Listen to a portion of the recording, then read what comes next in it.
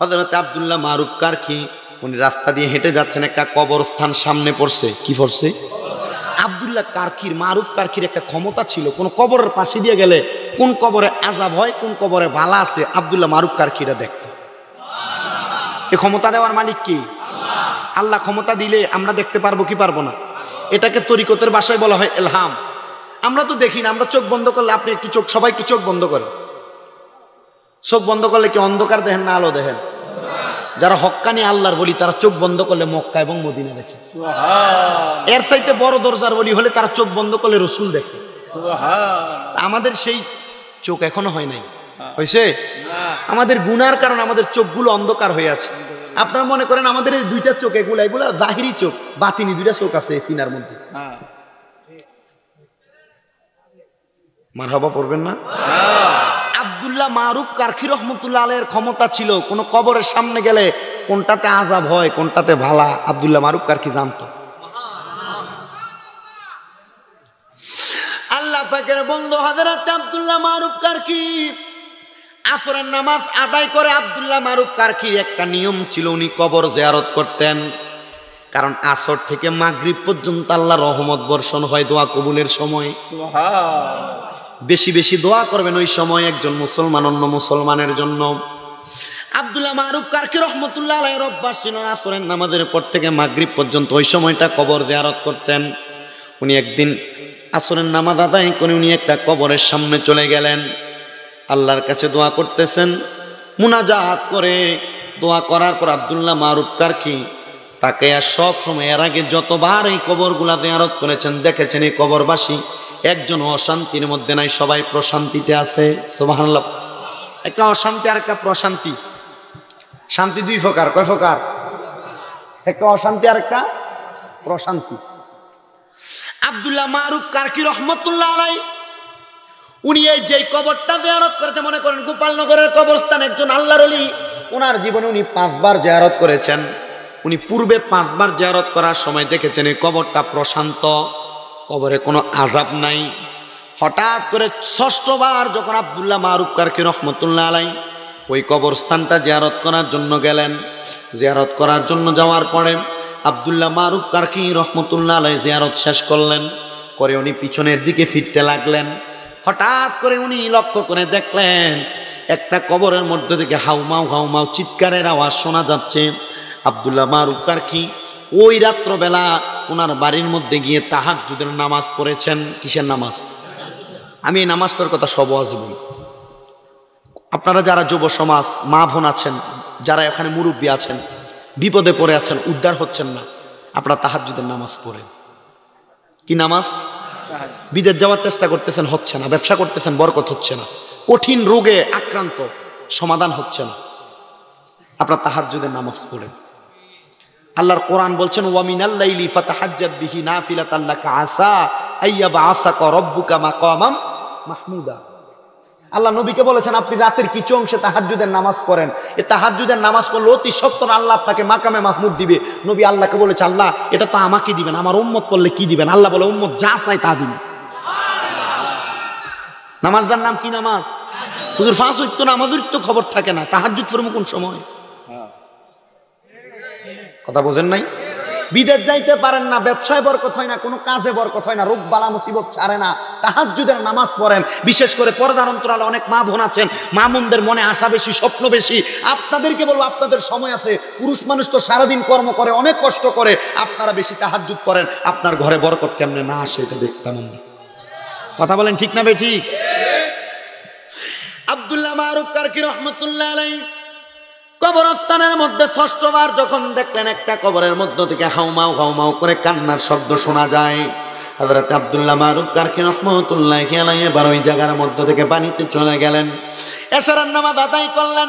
নামাজ আদায় করার পর উনি তাহাজ্জুদের নামাজের মুসল্লার মধ্যে পড়ে গেলেন। 2 রাকাত করে 4 রাকাত পড়েন। 4 রাকাত নামাজ পড়ে উনি সুবহানাল্লাহ আলহামদুলিল্লাহ ওয়া লা ইলাহা ইল্লাল্লাহ আল্লাহু আকবার দুরূদ শরীফ আদায় করেন, মুনাজাত করেন। এইভাবে 2 রাকাত করে 4 রাকাত পড়েন, আবার দোয়া করেন। আবার 2 রাকাত করে 4 রাকাত পড়েন, আবার দোয়া করেন। 12 রাকাত নামাজ আদায় করার পরে আব্দুল্লাহ মারুফ কারকি রহমতুল্লাহ আলাইহি আল্লাহর দরবারে একটা সেজদা দিতে, যেই সেজদাটার নাম হলো শুকরিয়ার সেজদা। আল্লাহর দরবারে সেজদার মধ্যে পড়ে পড়ে আব্দুল্লাহ মারুফ কারকি রহমতুল্লাহ আলাইহি কান্না করতেছেন। রব্বে কারীম আল্লাহ, আপনার কাছে আমি কান্না করার অন্য কোনো কারণ নাই। আমি টাকা চাই না, পয়সা চাই না, ধন চাই না, দৌলত চাই না, ব্যবসা বাণিজ্য চাই না, নারী চাই না, বাড়ি চাই না, গাড়ি চাই না, ধন দৌলত কোনো কিছু চাই না। আমি আমার নিজের জন্য কোনো কিছু চাই না, এলাকার কোনো মানুষের জন্য কোনো কিছু চাই না। আব্দুল্লাহ মারুফ কারকি ডাক দিয়ে বলে, আল্লাহ আমার এই 6-6-3-3-2-2-2-2 করে করে 12 রাকাত তাহাজ্জুদ নামাজ পড়েছে। আপনি বলেছেন তাহাজ্জুদের নামাজ পড়লে দোয়া কবুল হয়ে যায়। হ্যাঁ রব্বে কারীম আল্লাহ, আমি প্রত্যেকদিন কবর জিয়ারত করার জন্য যাই।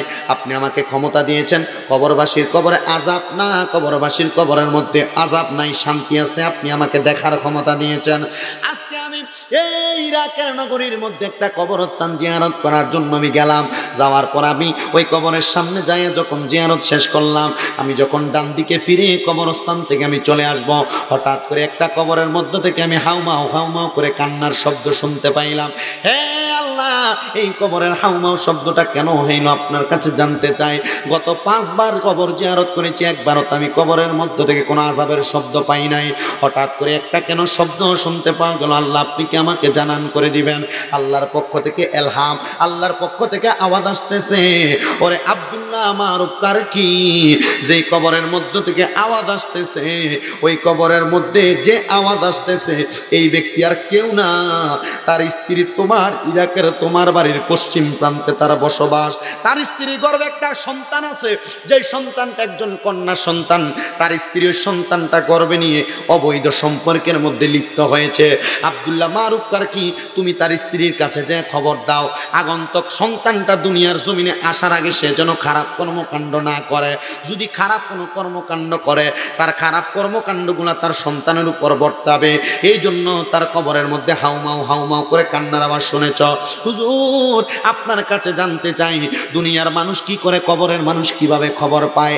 আল্লাহ পাক রব্বুল আলামিনের পক্ষ থেকে আওয়াজ আসতেছে, আব্দুল্লাহ মারুফ কারকি, তোমাদের এলাকার কবরস্থান, এলাকার যেই কোনো কবরস্থানের মধ্যে যত কবরবাসী আছে, ওই কবরবাসীগুলা তার আত্মীয় স্বজন দুনিয়ার জমিনে বাড়ি ঘরের মধ্যে কি নাচানাচি করে, ভালো কাজ করে না খারাপ কাজ করে, কবরবাসী সব সময় দেখে। দেখি কি দেখে না? হুজুর তারা না মরা, তো মরা হইলে কবরের কাছে দিয়ে যাইলে আসসালামু আলাইকুম ইয়া হালাল কুবুর, কারা সালাম দেন? কারা সালাম দেন? কবরবাসী। সালাম দেওয়া সুন্নাত, জবাব দেন কি ওয়াজিব তোরা করলে গুনাহগার। যে কবরবাসীরে সালাম দেন, তো এটার যে মুদ্দ হয়ে সালাম দিলেন কারে? হুজুর এতদিন তো নবীরে মরা কইতো, কবরবাসীও নি দিন দেন। ওয়াজের যদি বাড়া করে বেড়া লাগে ধরন যা, বিসমিল্লাতে গলত খাওয়া যাবে এদের। ওরে নবীজিকে মরা যে বলে, সোনার জীবন বিফল হইয়া যাইব বিফলে। ওরে যাবি আবার পশুর দলে, যাবি আবার পশুর দলে, মানুষ থাকতে পারবি না। লোহা লোহারে বানাইলারে কাঞ্চা সোনা, আমার রিজিবি গুণ মনিয়। লোহা লোহারে বানাইলারে কাঞ্চা সোনা। ফিটটা বস্তা ফুরাইয়া নদী ছালাই দিছে। কোথায়? কয়দিন পরে না বস্তা থেকে তুললেন না বাইর করে দেখে, এটা অনজিন দেয়। কি মার হাবা ধরে কই না? ওরে মরে নাই রে, মরে নাই রে, লুকায়া রইছে। ওরে মরে নাই রে, মরে নাই রে, লুকায়া রইছে। আরে বেঈমানেরা বলে নবী মরিয়া গেছে, আরে বেঈমানেরা বলে অলিরা মরিয়া গেছে। আল্লাহর অলিরাও মরে না, আল্লাহর অলিরা। এটা একটা প্রমাণ চান? আমাদের কুমিল্লাতে চকবাজার থেকে জগন্নাথপুর সমুহনী, সেখানে আল্লাহর একজন ওলি হযরতে ফকির কুতুব শাহ আশরাফী রহমতুল্লাহ আলাইহি 18 বছর আগে ইন্তেকাল করছে। কয় বছর আগে?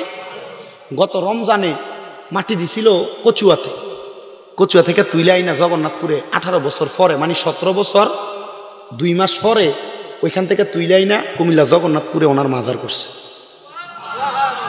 বিজ্ঞান প্রমাণ করে কোনো মানুষ ইন্তেকাল করার পর তার শরীরের পশমগুলা 3 দিন পরে পড়ে যায়, চামড়ার মধ্যে পশম ধরে 7 দিন পরে, শরীরের চামড়াগুলো ঝরে পড়ে যায় ঠিক 15 দিন পরে অথবা 1 মাস পরে।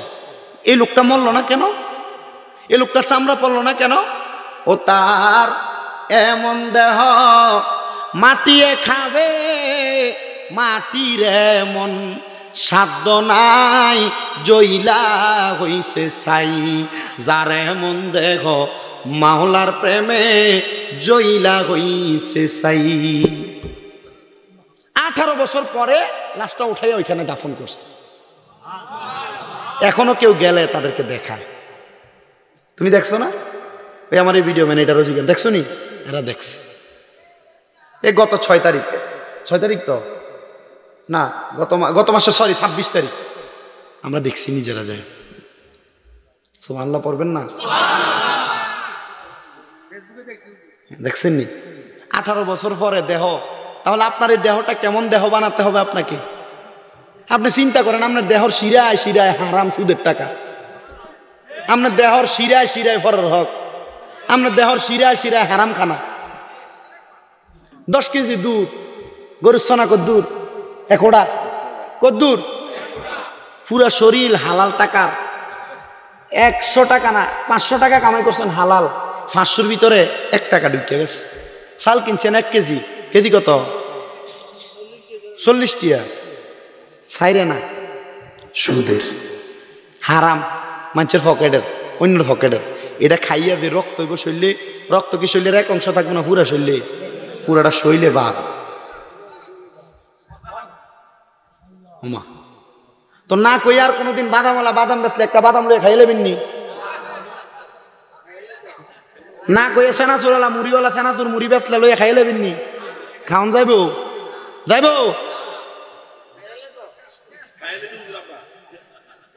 জবাব দিবেন আল্লাহর কাছে।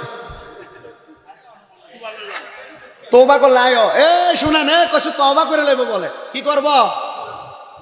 হক হয়েছে 2 প্রকার। কয় প্রকার? বাবারে আমি আপনাদের এই এলাকায় নতুন, ওয়া যা করতেছি বোঝার জন্য করতেছি। হক হয়েছে কয় প্রকার? একটা হাক্কুল্লাহ, একটা হাক্কুলে হয় বাদ, আল্লাহর হক আর বান্দার হক। আল্লাহ কয় আমার হক যদি খাস মাফ, কিন্তু হাক্কুল ইবাদ বন্দার হক। খাইছেন বাদামওয়ালারটা, আল্লাহর কাছে তওবা করলে লাভ হইব? আল্লাহ কয় আমার হক মাফ করে দি, বান্দার হক কবরে গেলে তো সব দিয়ে আমল লইয়া যাইব। ননের পরে হে বান্দা একটা বাদাম খাওয়ানোর কারণে আপনার সব আমল লইয়া যাবে। ননের পরে কবে আল্লাহ আমার হইছে না, একটা বাদামের দাম হাসরের ময়দানে এত কম না আরো বেশি, তো কব তোর গুণা দিয়ে আবার তারে দে। কি কইব? তার কোনোদিন রাস্তা দিয়ে আড়নের সময় যাইতে রে বালা মানুষের কাছে আম থাকলে ইডা মেরে নিবেন? ওমা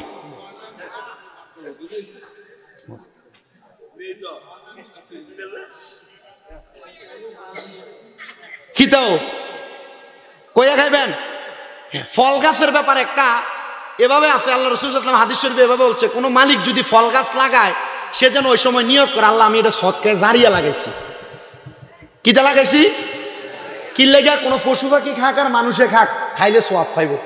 অনামনে সদকায়ে জারিয়া লাগাবেন দূরের কথা, ফল গাছ লাগে, গাছে আম ফললে যদি ইডারা বাদ আপনি টিনে দেয় পরে কোন গোলামের হুতি ইডারা আছে রে?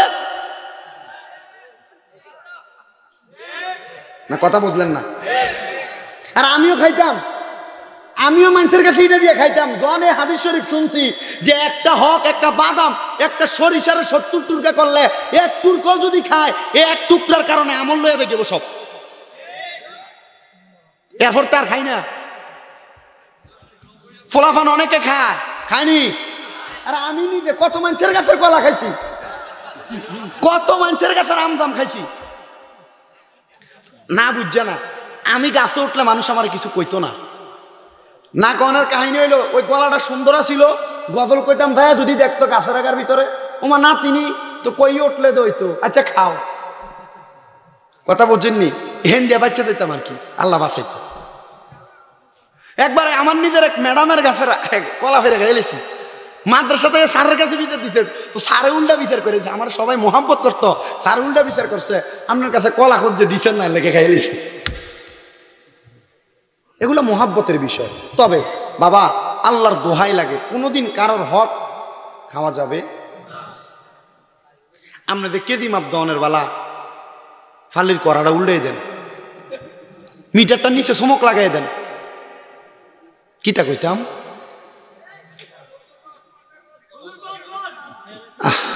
সেরে কয় ভা না আমার 3 দিলে তো রাখে দা।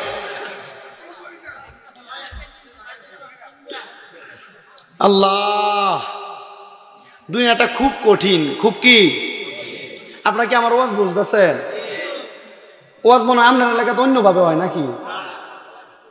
আমি এমনি কদ্দুর কইতাছি আজকে, কারণ নিজের ভাই তো ওয়াজ দেয়। এই জন্য আমি কুমিল্লা জেলাতে গত বছরও মাহফিল বেশি করছি না, কিন্তু এই বছর কুমিল্লা জেলাতে মানে আমার শহর থেকে এই জন্যই মাহফিল রাখতেছি বেশি।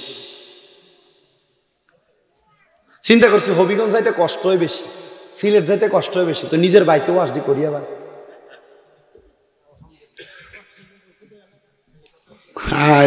হেলিকপ্টার লয়ে গেল তো আবার কত মানুষের কত সমালোচনা, হেলিকপ্টার হুজুরে চললো কা হেলিকপ্টার, কত কিছু দরকার নাই। আল্লাহ যেমনে চালায় এমনে বালা, ঠিক না বেঠি? আল্লাহ বোঝার তৌফিক দান করুক। তাহলে কারোর একটা সরিষা পরিমাণ সম্পদ নষ্ট করা, খাওয়া, আল্লাহ আমরা বোঝার তৌফিক দাও। আমিন জোরে কর, আরো জোরে কইেন আমিন, আরো জোরে বলেন আমিন। সবাই দুরূদ শরীফ পড়েন, আল্লাহুম্মা সাল্লি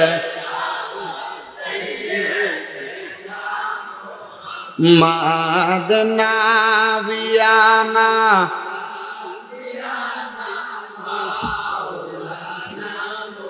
আমরা সবাই গুনাহগার গো নবীজি আপনায় চিনলাম না, সেই কারণে রোজে হাসরে আমাদেরকে বুঝলেন না। আল্লাহ সব করে দেন, আমরা নিরাল বয়ে থাকেন।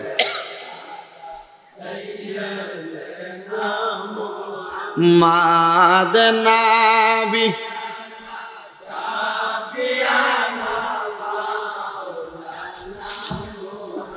সবাই করেন আলহামদুলিল্লাহ। যা বলতেছি মনোযোগের সাথে শুনবেন, মনোযোগের সাথে শুনবেন, কাজে লাগবে।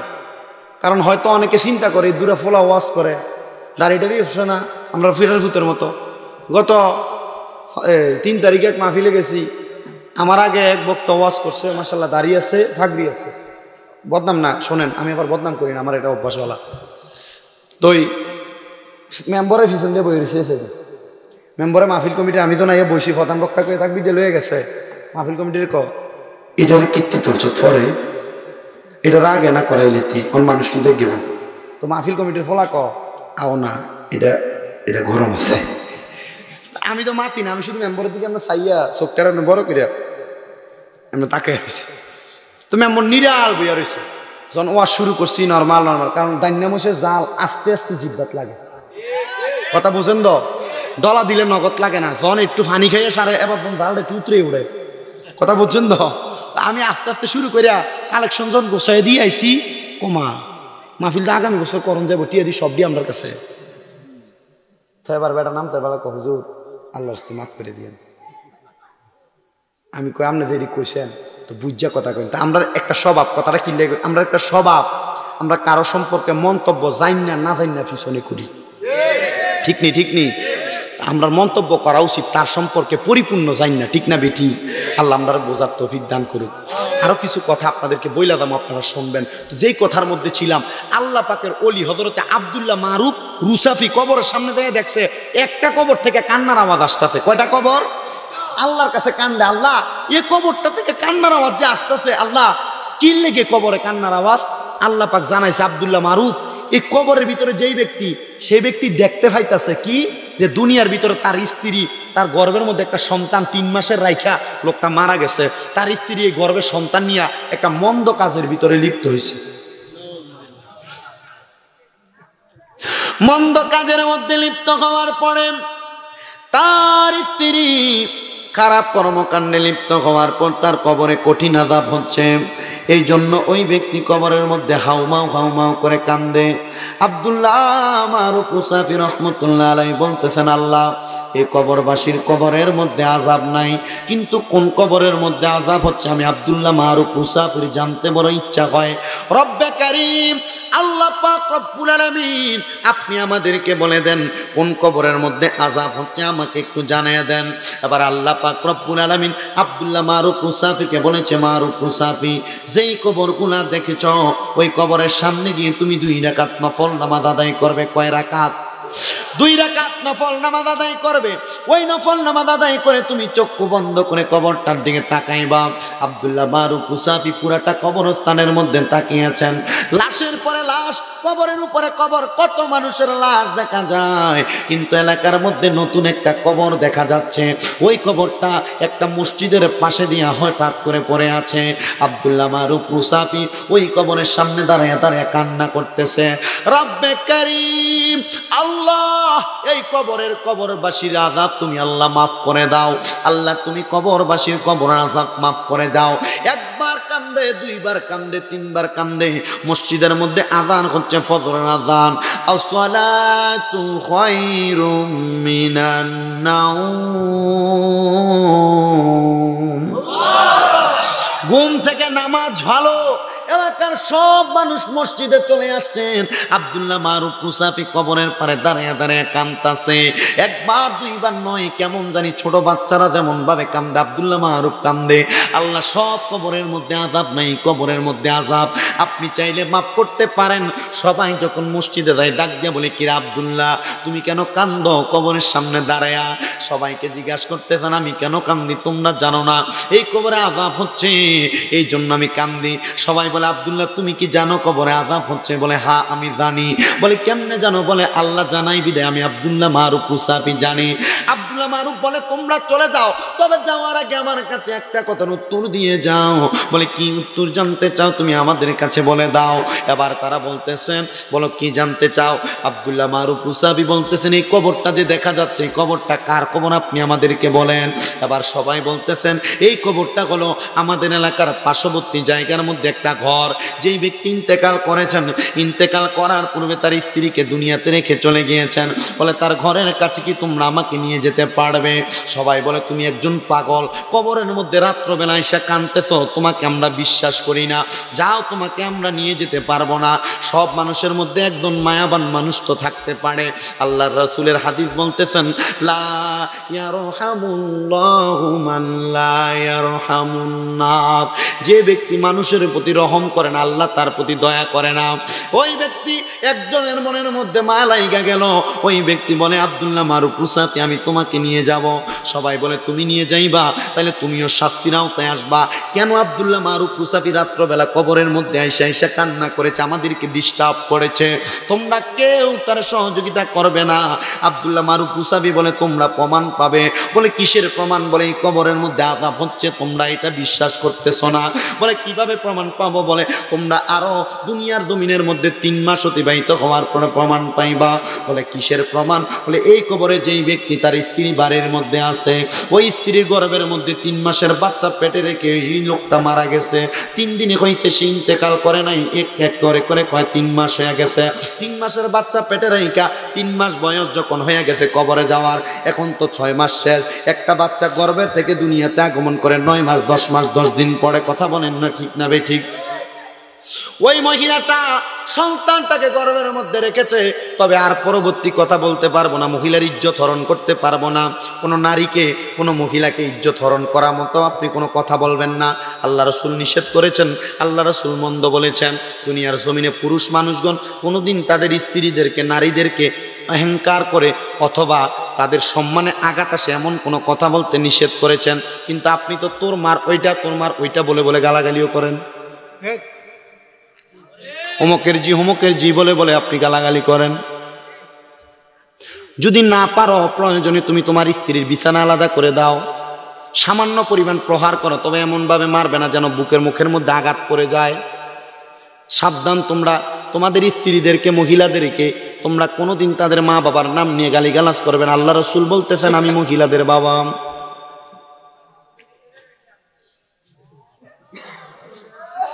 এই জন্য আল্লাহর ওলিটা ওই মহিলার কুকর্মের কথা কারোর কাছে প্রকাশ, কুকর্মের কথা কারোর কাছে প্রকাশ। কিন্তু আমরা তো কোনো মানুষের মেয়ে যদি কোনো একটা খারাপ কর্মকাণ্ডে ভুলের কারণে জড়িত হয়ে যায়, এলাকার চা দোকানের মধ্যে বৈশা বৈশা এইটাই আজকে একবার 1 সপ্তাহ 2 সপ্তাহ এক টানা বলেন, কথা কন্যা ঠিক না বেঠিক? বিয়ার লাগাইলে আবার এটার জন্য খুশি বইলা দেন আপনারা। কিরে বেটা খুশি যে বইলা দিছ, মেয়েটা তো এলাকায় পড়ে থাকবো, যদি বিয়া হইতো তাহলে তো তোর এলাকায় মেয়েটা থাকতো না। এটা আমাদের স্বভাব। খোদা কি কসম, এমন স্বভাব কোন মুসলমানের হতে পারে? আল্লাহর হাবিব বলেছেন তোমরা নারীদেরকে সম্মান দিয়ে কথা বলো, তাদেরকে ইজ্জত করো, তাদেরকে তাজিম করো। এবার রাসূল সাল্লাল্লাহু আলাইহি ওয়াসাল্লামের কথা মোতাবেক আল্লাহর ওলি আব্দুল্লাহ মারুফ কুসাবি মহিলার কুকর্মের কথা কারোর কাছে বলে না। ঠিক আছে, যদি মহিলার গর্ভে সন্তান থাকে, ওই সন্তানটার কথা তুমি বলতেছো, বলে ওই সন্তানটা কি সন্তান তুমি কি জানো? বলে হ্যাঁ জানি। ওই সন্তানটা একজন কন্যা সন্তান। জানাই লোকে? বলে কেউ জানায় নাই, জানানের মালিক কে? আল্লাহ আমাকে জানাইছেন। চলে গেলেন আব্দুল্লাহ মারুফ কুসাবি ওই বাড়ির মধ্যে, যা দরজার মধ্যে দাঁড়িয়ে ডাক দিয়ে বলেন, আম্মু ও ঘরের সদস্য মা, আপনার কাছে আমি একটা কথা জানতে চাই। আপনার গর্ভের সন্তানের বয়স কত? মহিলা বলে 6 মাস। আপনার গর্ভের সন্তানটা দুনিয়াতে আসবে আরো কতদিন পরে? 10 মাস 10 দিন পরে। হে মা, আপনি কোনো খারাপ কর্মকাণ্ডের মধ্যে লিপ্ত হয়েছেন নাকি? বলে মা আমি জানি না। কেন? কারোর খারাপ কর্মকাণ্ডের কথা সে তার জবান দ্বারা স্বীকার করে না। আম্মা আপনি করেছেন কিনা আপনি তো এটা আমার কাছে প্রকাশ করবেন না, তবে গতকালকে আমি দেখেছি আপনার স্বামীর কবরটার মধ্যে কঠিন আযাব হচ্ছে, সে হাউমাউ করে কাঁদতেছে। আপনি বলেন আপনার স্বামী ইন্তেকাল করার পরেও আপনার কাছে কোনো ওসিয়ত করেছে নাকি? বলে কিসের ওসিয়ত? আপনার স্বামী কোনো কথা বলে গেছে আপনার গর্ভের সন্তান দুনিয়াতে আসলে আপনি কি করবেন? এবার মহিলা বলে হ্যাঁ, আমার স্বামী ওসিয়ত করে গিয়েছেন আমার গর্ভের মধ্যে যদি ছেলে সন্তান হয় আমি যেন ছেলে সন্তানটাকে একজন আলেম বানাই, আর যদি আমার গর্ভের মধ্যে কন্যা সন্তান হয় আমি যেন আমার মেয়েটাকে একজন পর্দা পশিদাওয়ালা মেয়ে বানাই। হে আম্মু, আপনি পর্দা পশিদাওয়ালা মেয়ে বানাইবেন কেমনে? আপনার গর্ভের সন্তান নিয়ে আপনি দুনিয়ার জমিনে চলাফেরা করেন, আপনি রাস্তাঘাটের মধ্যে চলাফেরা করেন, খারাপ কর্মকাণ্ডের মধ্যে আপনি লিপ্ত হয়ে গেলেন। হে মা, আপনি এমন কাজ করতেছেন আপনার স্বামীর কবরের মধ্যে আযাব হচ্ছে। এবার মহিলাটা বলতেছেন তাহলে আমি কি করতে পারি আমার স্বামীর কবরে যেন আযাব না হয়? বলে আপনি খারাপ কাজ করেন আর যা করেন না কেন, আপনার সন্তান দুনিয়াতে আসার পরে আপনি যা ইচ্ছা তা করেন, অসুবিধা নাই, এটার স্বভাব আপনি আমার আল্লাহর কাছে দিবেন। তবে গর্ভে যতদিন সন্তান আছে আপনি খারাপ কাজ করতে পারবেন না, গর্ভে যতদিন সন্তান আছে আপনি কোনো কুকর্ম করতে পারবেন না, গর্ভে যতদিন সন্তান আছে আপনি কোনোদিন অশালীন কর্মকাণ্ডে লিপ্ত হতে পারবেন না। এই জন্য আমি আজকেও আসার সময় আমার ড্রাইভার সহ আমার গাড়ির প্রত্যেকটা ফেজে আমার গাড়ির লোকগুলোর সাথে বলছি, আল্লাহর হাবিব সাল্লাল্লাহু আলাইহি সাল্লাম বলেছেন কোন মহিলার গর্ভে সন্তান থাকলে ওই সন্তান প্রসব হওয়ার আগ পর্যন্ত যদি মহিলা কোনো সময় মারা যায়, ওই মহিলার মর্যাদা হয় শহীদের মর্যাদা, জান্নাতি হবে ওই মহিলা। কিন্তু ওই মহিলার গর্ভে সন্তান থাকা অবস্থায় একজন পুরুষের উচিত ওই মহিলার সাথে সুন্দর ব্যবহার করা। কিন্তু আপনার স্ত্রীর গর্ভে সন্তান আসার পর আপনি তাকে ধমক দেন, আপনি গালি দেন, খারাপ কথা বলেন, বলেন না? একজন স্বামীর সবচাইতে উত্তম কাজ হচ্ছে তার স্ত্রীকে ওই সময় মানসিকভাবে প্রশান্তি দেওয়া। কি দেওয়া? আপনি আপনার স্ত্রীকে ধমক দিয়ে কথা বলেন পেটে বাচ্চা থাকা অবস্থায়, দেওয়া যাবে? একজন মহিলার গর্ভে সন্তান থাকলে ওই মহিলার সবচাইতে বড় ঔষধ মেডিসিন হচ্ছে তার স্বামী। ওই সময় আপনি আপনার স্ত্রীকে যত বেশি পারেন সময় দিবেন। আল্লাহ রাসূল বলছেন না পারো ওই সময় তুমি তোমার স্ত্রীর রানের উপরে উরুর উপরে মাথা রেখে ঘুমাও। ওই সময় তুমি তোমার স্ত্রীর মাথাটা তোমার বুকের মধ্যে রাখো। ওই সময় স্বামী স্ত্রী এক বালিশে ঘুমাইবা। কয় বালিশে? আপনি ওই সময় বিছনা আলাদা করে দেন, চেতাচেতি করেন, রাগারাগি করেন, আল্লাহর দোহাই করা যাবে? মহিলা বলে কি করা লাগবে আপনি বলেন। বলে আপনাকে কি করা লাগবে শুনেন, আপনি আগামী 4 মাস পর্যন্ত কোনো খারাপ কর্মকাণ্ড করবেন না। এবার মহিলা ডাক দিয়ে বলে হুজুর আমি কোনো খারাপ কর্মকাণ্ডের মধ্যে লিপ্ত হই নাই, তবে আমার গর্ভের মধ্যে যে সন্তান, এই সন্তানটাকে খাবারের ব্যবস্থা করার জন্য আমি যখন কোনো টাকা পাইলাম না, কোনো পয়সা পাইলাম না, ধন পাইলাম না, দৌলত পাইলাম না, আমি একটা অবৈধ সম্পর্কের সাথে মিলিত হয়ে গেছি। হ্যাঁ মা, আল্লাহ পাক রব্বুল আলামিন রিজিকের মালিক, আল্লাহ টাকা পয়সা ধন দৌলত দেনেওয়ালা, আপনি কেন খারাপ কর্মকাণ্ডের মধ্যে লিপ্ত হয়ে গেলেন? এবার ওই মহিলাটা ডাক দিয়ে বলে, হুজুর আমি কেন খারাপ কর্মকাণ্ডের মধ্যে লিপ্ত হয়েছে? আপনাকে তো বললাম আমার সন্তানকে খাওয়ানোর মতো, আমার পেটের মধ্যে খিদা নিবারণের জন্য কোনো খাবার আমি পাইলাম না, এই জন্য আমি একটা অবৈধ সম্পর্কের মধ্যে লিপ্ত হয়ে গেলাম। হুজুর, ও হুজুর গো, আমি যে অবৈধ সম্পর্কের মধ্যে লিপ্ত হয়ে গেলাম, আপনার কাছে জানতে চাই আমার আল্লাহ কি আমাকে ক্ষমা করবে না? বলে, মাফ করার মালিক আল্লাহ। এবার মহিলা আগামী 4 মাস 5 ওয়াক্ত নামাজ পড়তেছেন, খাবারের চিন্তা করে না। একদিন চলে যায়, 2 দিন চলে যায়, 3 দিন চলে যায়, মহিলার ঘরে কোনো খাবার নাই। মহিলা চিন্তা করেছে, আল্লাহর কোরআনের আয়াত, ইয়া আইয়ুহাল্লাযীনা আমানু তাকুল্লাহা ওয়াল তানজুর নাফসুম মা কদ্দামাত লিগাদিন ওয়াত্তাকুল্লাহা ইন্নাল্লাহা খাবীরুম বিমা তা'মালুন। যারা ইমানদার, বিশ্বাস রাখে আল্লাহর প্রতি, যা কিছু হোক না কেন আল্লাহ সব কিছুর ব্যবস্থা করে দিবেন। ওই মহিলা 3 দিন কোনো খাবার না খেয়ে সেজদার মধ্যে পড়ে আছে আল্লাহর কাছে। মহিলা বলে, আল্লাহ আমার খাবার দেওয়ার মালিক আপনি, আমি আর কোনোদিন খারাপ কাজে যাব না। মহিলা সেজদা থেকে মাথা উঠায় না, হঠাৎ করে পানির পিপাসা লাগার পর মহিলা সেজদা থেকে মাথা উঠাইছেন। মাথাটা উঠাইয়া দেখে মহিলার ডাইনে বামে সামনে আলাদা নতুন নতুন রঙের এমন কিছু খাবার, যেই খাবার দুনিয়ার কোনো খাবার না। মহিলা আল্লাহর কাছে সেজদায় পড়ে গেছে, আল্লাহ এতদিন আমি খাবারের জন্য কুকর্মের মধ্যে লিপ্ত হয়েছি, খাবারের জন্য খারাপ কর্মকাণ্ডে লিপ্ত হয়েছি, কিন্তু আমি 3 দিন একটানা সেজদার মধ্যে ছিলাম, আমার কোনো খাবার ছিল না। পানির পিপাসা নিবারণের জন্য আমি সেজদা থেকে মাথা উঠাইলাম, উঠাইয়া দেখি আমার ঘরের মধ্যে 3টা থালা খাবার কোথা থেকে জানি হাজির হয়ে গেল। রাব্বে কারীম জানতে চাই এই খাবারগুলা কিসের খাবার, আপনি আমাকে বলে দেন। আল্লাহ পাকের পক্ষ থেকে বলা হচ্ছে এই খাবারটা হলো জান্নাতি খাবার। যারা আল্লাহর প্রতি বিশ্বাস করে, তাকওয়া রাখে, খারাপ কর্মকাণ্ডে লিপ্ত হয় না, আমার আল্লাহ তাদের জন্য জান্নাতের খাবার রেডি করে রেখেছে। একদিন 2 দিন চলে যায়, এভাবে 4 মাস যখন চলে যায়, 10 মাস 10 দিন পরে মহিলার গর্ভের সন্তান দুনিয়ার জমিনে আগমন করেছে। এবার মহিলার সন্তানটা দুনিয়ার জমিনের মধ্যে কন্যা সন্তান হয়েছে। সবাই বিশ্বাস করলেন আল্লাহর ওলি আব্দুল্লাহ মারুফ কুসাফি যা বলেছে তা সত্য কথা বলেছে। এবার আব্দুল্লাহ মারুফ কুসাফি বলে, মা আপনার স্বামী ওসিয়ত করেছে আপনার কন্যাটাকে পর্দাওয়ালা কন্যা বানাইবেন।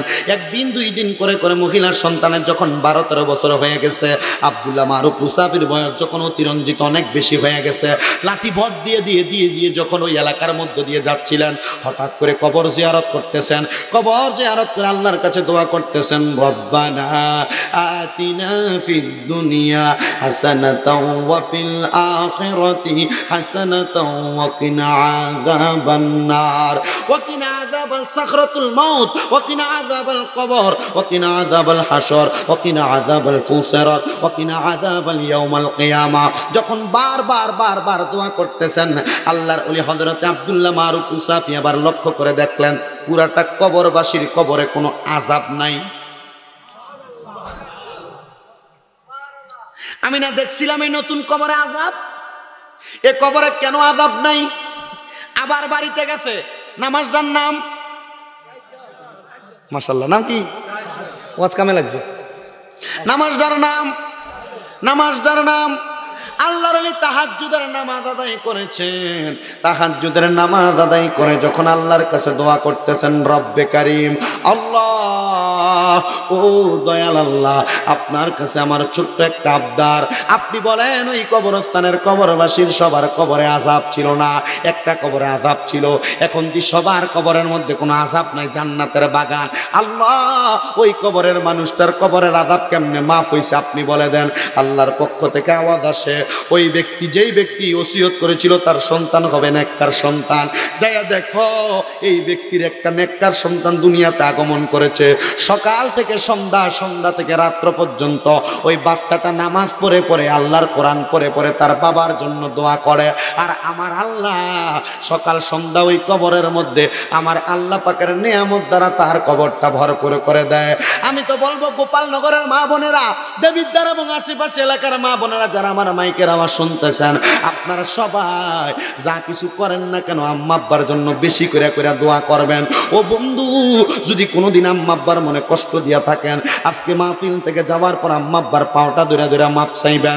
মাপ চাইতে দেরি দেখবেন আম্মা আব্বার চোখের পানি ফালায়া কান্দে, হে মা হে বাবা আপনি কেন কান্দেন? তারা বলবে, সন্তান এতদিন কষ্ট দিয়েছ, কষ্টের কারণে কান্দতাম, এখন তো কষ্ট দাও না, এখন যে পায়ে ধরে মাপ চাইছ, আমি মার কলিজা ঠান্ডা হয়ে গেছে, আমি আব্বার কলিজা ঠান্ডা হয়ে গেছে। হে হে গোপালনগরের সন্তানেরা, পর্দার অন্তরালের মা বোনেরা, আজকে মাহফিল থেকে চাইয়া যাদের বাবা মা আছে বাবা মায়ের পায়ে ধরে ধরে মাপ চাইবা। অসুবিধা নাই, কোনো লজ্জা নাই, মা বাপের পাও ধরলে। কারা কারা ধরবা মনে মনে নিয়ত করে রাখো, হুজুর আজকে এখান থেকে যে ধরবো।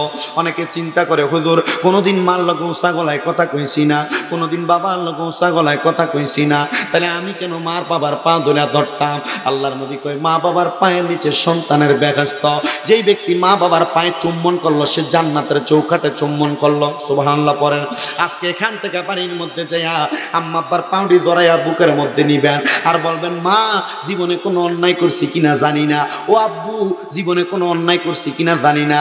যতক্ষণ না বলবেন মাফ করছি অতক্ষণ আপনার ফাঁস ছাড়তাম না। দেখবেন আপনার মা বাবা দুইজন একসাথে কাঁদতেছে, হে আম্মা হে আব্বা কেন কান্দেন? বলে, সন্তান এখন খুশিতে কান্দি, তুমি যে আমার পাও ধরে মাপ চাইতাছ, আমার আল্লাহ তোমারে কেমনে জানি কবুল করছে। অনেকের মন খারাপ হয়ে গেছে, হুজুর আমরা তো আমার মা বাপ বাড়ির মধ্যে নাই, এখান থেকে বাড়ির যাবো, আমার মা কবরে চলে গেছে, আমার বাবা কবরে চলে গেছে, আমি কার পাও ধরে ধরে মাপ চামু? হে সন্তানদের মনটা বড় খারাপ। সন্তানগুলা ঘরের মধ্যে যখন মাথায় বালিশটা লাগে ঘুমায়, সন্তানগুলা বারবার চোখের পানি ফালাইয়া দেয়, যেই বালিশে ঘুমাইছি এই বালিশে আমার মা ঘুমাইতো, যে ঘরের মধ্যে ঘুমাই আলনাটার দিকে তাকাইলে আব্বার পুরান লুঙ্গিটার দিকে যখন চোখটা পড়ে, সন্তান চোখের পানি ফালায় ফালায় কান্দে, এই লুঙ্গিটা আমার আব্বা পরতো। হে সন্তান ঘরের ভিতরে ঘুমাইলে নতুন বিল্ডিংয়ে ঘুমায় ঘুমায় চোখের পানি ফালায়, আমার মা কত বাঙ্গা বেড়ার ঘরে ঘুমায় ঘুমায় আমার মানুষ করছে। আজকে আমার বিল্ডিং হয়েছে, সুন্দর ঘর হয়েছে, আমার মা নাই, আমার আব্বা নাই। চিন্তা করেন না, আল্লাহর নবী বলতেছেন, কোনো সন্তান যদি তার মায়ের জন্য, কোনো সন্তান যদি তার বাবার জন্য চোখের মনি কোঠার মধ্যে একটা মাছির মাথা পরিমাণ পানি ছেড়ে দিয়ে কান্না করে, ওই পানির ফোঁটাটা মাটিতে পড়ার আগে আমার আল্লাহ তার মা বাবার জীবনের গুনাহ মাফ করে। হে যুবক, হে মুরব্বী, হে পর্দার অন্তরালের মা বোনেরা, আজকে এখান থেকে যারা বাড়িতে যাবেন, যাদের মা বাবা আছে, আপনারা ওয়াদা করেন আজকে এখান থেকে যে মা বাপের পাও ধরে মাপ চাইবেন। মনে মনে নিয়ত করেন এখান থেকে যে মা বাপের পাও ধরে মাপ চাইবেন। আরে তাকে দেখেন যাদের মা বাপ নাই, হেরার মনটা বেজার, হেরার চোখে পানি চলে আসছে। বলে, কান্দো কেন হুজুর? বাড়ির যে তো মার পাও ধরতে পারতাম না, বাড়ির যে বাবার পাও ধরতে পারতাম না, আমার আব্বারে আমার মারে গোরস্থানে শোয়া দিয়ে আসছি, কেমনে শুইবা, কেমনে মা বাপের কাছে মাপ চামু হুজুর? আম্মা আব্বার লগে কত অবিচার করছি। চিন্তা করেন না ও সন্তানেরা, আব্বা আম্মার কবরের কাছে যে শুধু দোয়া করবেন, রব্বে কারীম আল্লাহ যেন আপনাদের মা বাবার জীবনের গুনাহ মাফ করে। আজকে যোহরের নামাজের পরে আমাদের একজন ভাই আবুল কালাম রনি ভাই, ওনার আব্বার জানাজার নামাজ আদায় করেছি, তাকে দেখছি ওনারা তিনটা ভাই, তিনটা ভাইয়ের চেহারার মধ্যে আব্বা খারা ব্যথাগুলা কেমন করে পড়ে আছে। চিন্তা করছি রে, এই সন্তানগুলা যে তাদের বাবারে হারাইছে, সন্তানগুলা এতিম হয়ে গেছে, বাবা বুড়া ছিল, বাবার চেহারার দিকে তাকে তাকে তারা সময় কাটাইতো, মুরব্বী হয়ে গেছে কিন্তু চেহারাটার মধ্যে নূর ছিল, শাহাপুর দরবারের বায়াত ছিল। রব্বে কারীম জানি না কেন তাদেরকে এতিম বানিয়ে দিছে। তোমাদের যাদের বাবা আছে এখনো পর্যন্ত বাবাকে মূল্যায়ন করতেছো না। চিন্তা কইরো, আব্বা যদি মইরা যায় তোমার শাসন করার মতো কেউ থাকবে না।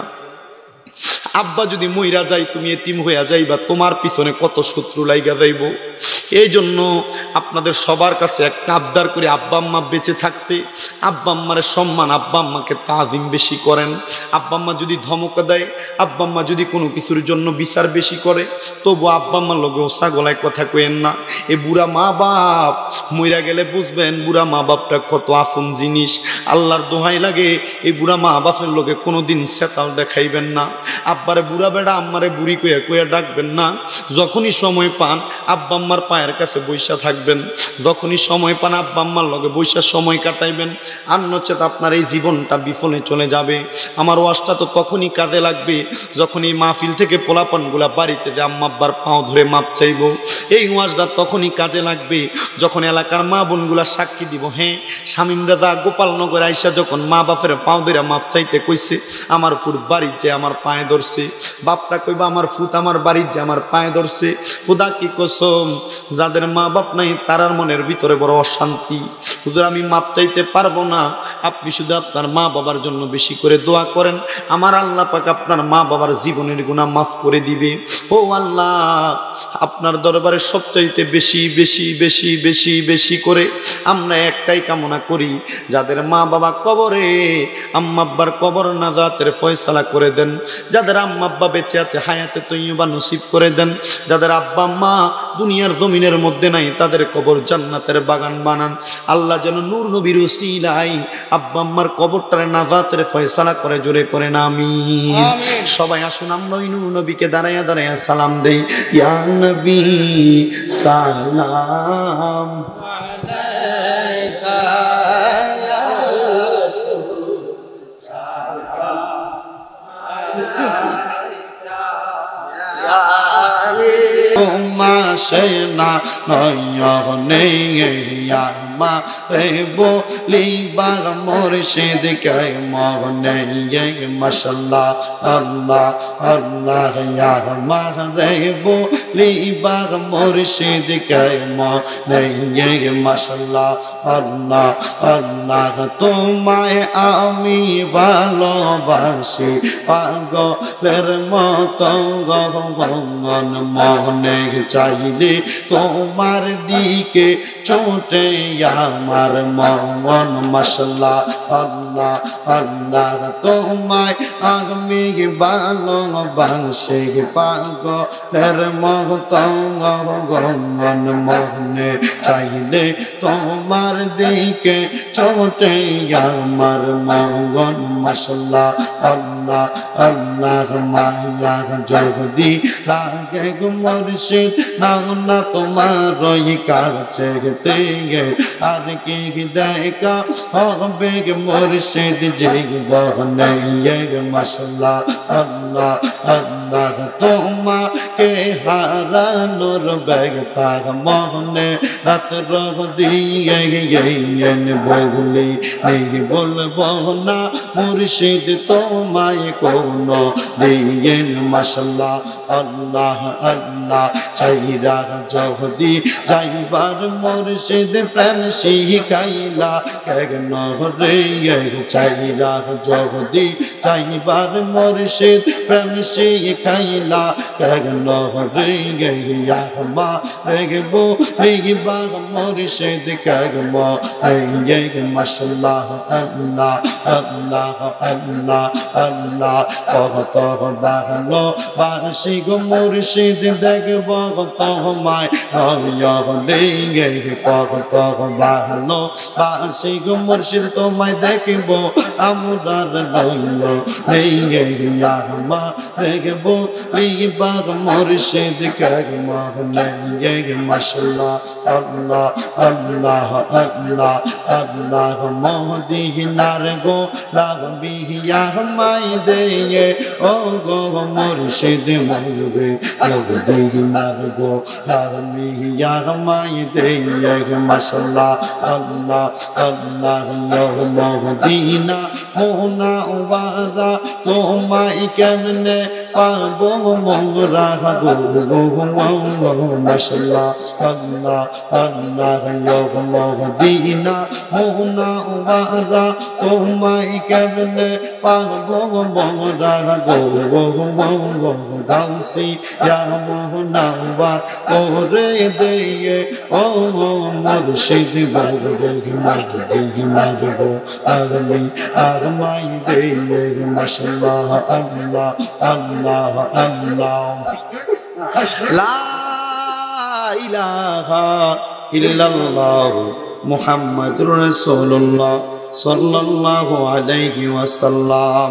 সবাই পড়েন সাল্লাল্লাহু আলাইহি ওয়াসাল্লাম। আল্লাহুম্মা আমিন, আল্লাহুম্মা আমিন। আলহামদুলিল্লাহি রাব্বিল আলামিন। আসসালাতু ওয়াসসালামু আলা রব্বানা ফাগফির লানা যুনুবানা ওয়া কাফির আন্না সাইয়্যাতিনা ওয়া তাওয়াফানা মা'আল আবরার। মাবুদ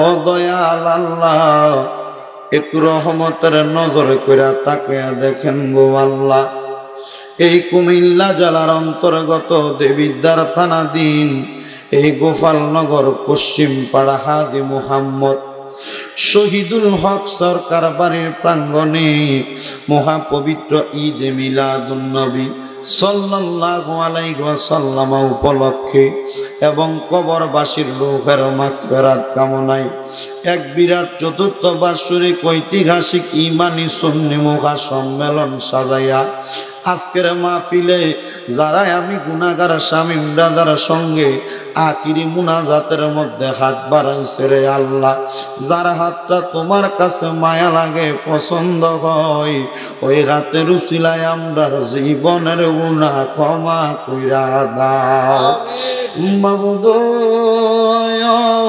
ও দয়াল আল্লাহ, আজকের মাহফিলে আমরা যারা হাত বাড়াইলাম, যার হাতটা তোমার কাছে মায়া লাগে, যার হাতটা তোমার কাছে পছন্দ হয়, ওই হাতের উসিলায় আমরার জীবনের গুনাহ তুমি খোদা মাফ কইরা দাও রব্বুল আলামিন। দয়াল আল্লাহ, আমরার জীবনের গুনার দিকে তাকাইলে জাহান্নামের আগুন ছাড়া কিছুই দেখা যায় না। আল্লাহ, যদি আমরা জীবনের গুনার জন্য ধরা ফিরা যায়, জবাব দেওয়ার মতো কোনো উপায় নাই। আল্লাহ, তোমার রহমানুর রহিম নামের খাতিরে আমরা সবার জীবনের গুনাহ ক্ষমা কইরা দাও মাবুদ। যদি তুমি আমাদেরকে মাফ কইরা দাও, কারোর কাছে জবাবদিহিতা করা লাগবে না। যদি রহমত দ্বারা ভরপুর কইরা দাও, তোমার রহমতের কোনো কমতি হবে না। তুমি আল্লাহ পাক রব্বুল আলামিন আমরার জীবনের গুনাহ ক্ষমা কইরা দাও। কিরে আমার এই এলাকার ভাই বাবারা রে, মুনাজাত হইতেছে আল্লাহর দরবারে, হাত বাড়াইয়া দাও। পর্দার আড়ালের আমার মা বোনেরা গো, ও মা বোনেরা, মুনাজাত হইতেছে আমার আল্লাহর দরবারে, আমিন আমিন করে দুইখানা হাত বাড়াইয়া দাও। জানি না রে আল্লাহ, কার জন্য জানি আজকের মুনাজাত জীবনের শেষ মুনাজাত করে হাত বাড়াইছে, জানি না রে আল্লাহ, কার জন্য জানি রে আজকের মাহফিল জীবনের শেষ মাহফিল করে হাত বাড়াইছে। ওই আমার আল্লাহ, আমরার জীবনের গুনাহ তুমি ক্ষমা করছো, আমরার আম্মায় আব্বার কবরের আযাব মাফ হইছে নি, দাদা দাদি রে ক্ষমা করছো মাবুদ। আজকের মাহফিলে তিনটা শ্রেণীর মানুষ হাত বাড়াইছে। একটা শ্রেণীর মানুষ আছে জগতের ভিতরে আব্বা নাই, যেই বাবা রিক্সা চালাইয়া মাটি কাইটা মাথার গাম পায়ে ফালাইয়া পরের বাড়িতে বদলা দিয়া সন্তানরে মানুষের মতো মানুষ করবার জন্য আব্বা এত কষ্ট করছে, এমন আব্বার কবর তুমি জান্নাতের বাগান বানায়া দাও আল্লাহ। বিশেষ করে আমার কলিজার টুকরা আবুল কালাম রনি ভাইয়ের আব্বাস ইন্তেকাল করেছেন, আল্লাহ ওনার আব্বার জন্য দোয়া চাওয়া হয়। আল্লাহ অন্ধকার কবরে চলে গেছে, আল্লাহ আবুল কালাম রনি ভাইয়ের আব্বার কবরটারে নাজাতের ফয়সালা করে দাও। তারা তিনটা ভাই দুইটা বোন রে তিন বানায় আব্বাটা অন্ধকার কবরে, আল্লাহ তাদেরকে সবরে জামিল ইখতিয়ার ধৈর্য ধারণ করার তৌফিক দান করো। আবুল কালাম রনি ভাইয়ের আব্বা জানের কবরটাকে নাজাতের ফয়সালা করো। ওনার আব্বার কবরটারে নূরে গুলজার বানিয়ে দাও, আশিকের রাসূলের কবরটার মধ্যে জান্নাতি সুরভিত হাওয়া জারি করে দাও। ও আল্লাহ, আমরা গুনাহগার তোমার দরবারে হাত বাড়িয়েছি। আজকে অনেকে আছে আব্বা নাই, যেই বাবা রিক্সা চালায়া মাটি কাইটা মাথার ঘাম পায়ে ফালায়া পরের বাড়িতে বদলার কাজ কইরা সন্তানরে মানুষের মতো মানুষ বানাইছে।